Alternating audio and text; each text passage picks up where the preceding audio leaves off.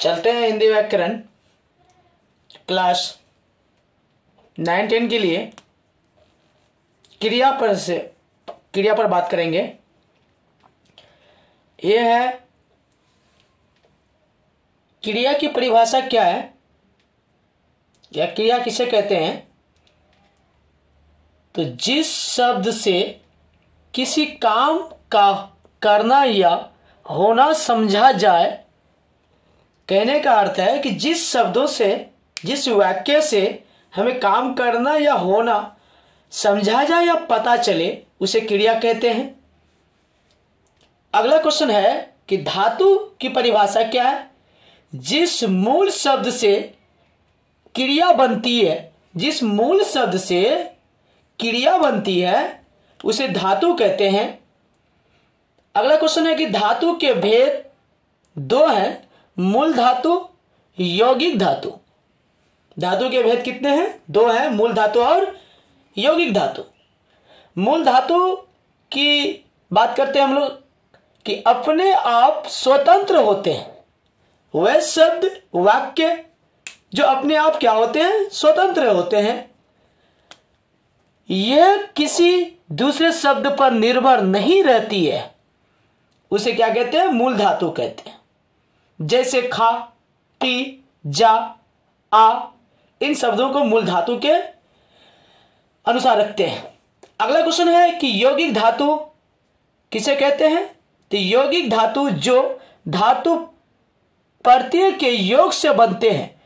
अरे भाई, प्रत्यय के योग से, इसका मतलब है शब्द के अंत में लग करके उसका क्या करती है? अर्थ बदल देता है।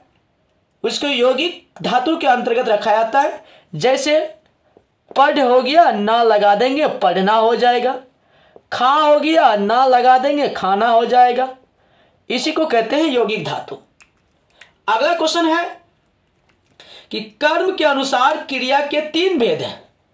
कि कर्म के अनुसार क्रिया के 3 भेद हैं। इसको याद रखने वाली बात है। कौन कौन से हैं? अकर्मक क्रिया, सकर्मक क्रिया, द्विकर्मक क्रिया।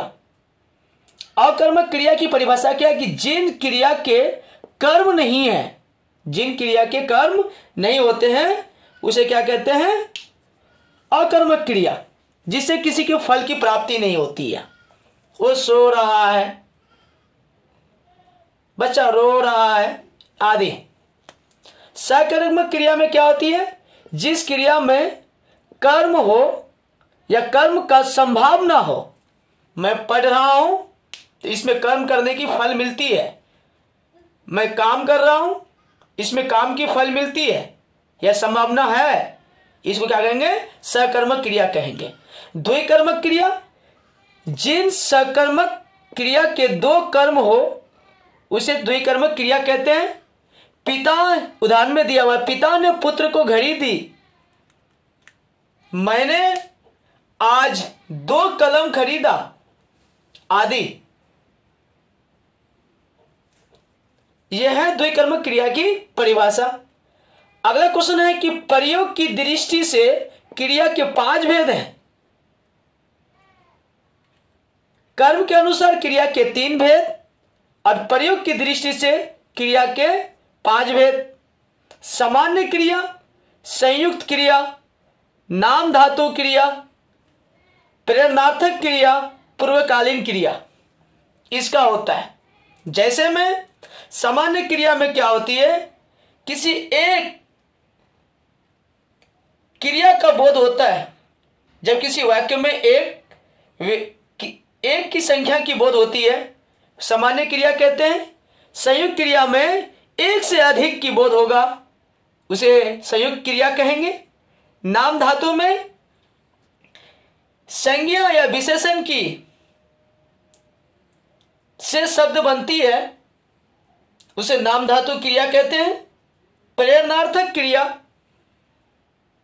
जब कर्ता एक किस क्रिया को समाप्त कर दूसरी क्रिया को करने जाता है, जब किसी वाक्य में कर्ता किसी दूसरे से काम कराता है, जब कर्ता किसी काम को दूसरे से कराता है उसे प्रेरणार्थक क्रिया करते हैं। और पूर्वकालीन क्रिया में क्या होती है? जब कर्ता एक क्रिया को समाप्त कर दूसरी क्रिया को करने के लिए लग जाता है, उसे पूर्वकालीन क्रिया कहते हैं।